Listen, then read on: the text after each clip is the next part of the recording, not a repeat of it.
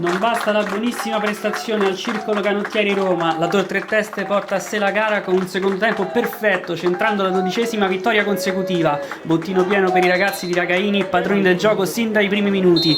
I rossoblù infatti impiegano pochissimo a sbloccare la gara, dopo appena 180 secondi Muro mette ordine nel caos a centrocampo andando in avanti da Ragazzoni. Il 10 scappa via ed è entrato in area, fulmina Caprini con un diagonale perfetto infilato a fil di palo.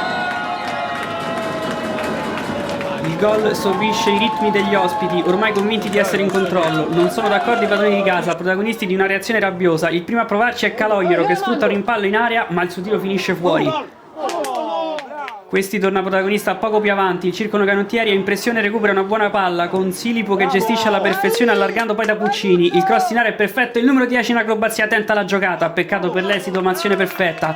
Dopo tanto provare il Canottieri trova anche il gol con il colpo di testa di Porri che l'arbitro però cancella ancora prima dell'esultanza. Lo Spauracchio rimette in sesto i rossoblù che rialzano i giri del motore. Sul finale di frazione gli ospiti tornano a essere pericolosi sfiorando prima il gol di nuovo con Ragazzoni. Servito da una stupenda azione in verticale costruita dai suoi, il 10 si presenta a tu per tu e scavalca il portiere, fondamentale il recupero di Ciampi.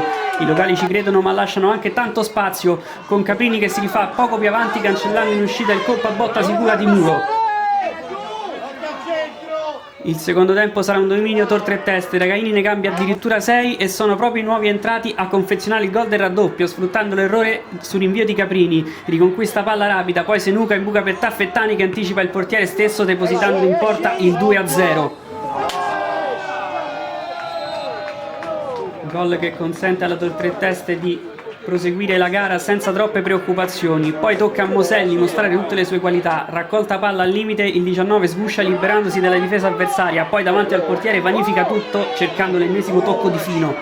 E ancora la fascia destra ospite a creare problemi al Canottieri che al quarto d'ora si arrende definitivamente all'inserimento perfetto di Cesarini che fa 3-0 fulminando tutti sul primo palo. La Tor Tre Teste dunque prosegue il cammino trionfale nonostante una prestazione non brillantissima, confermandosi ancora una volta con una splendida corazzata.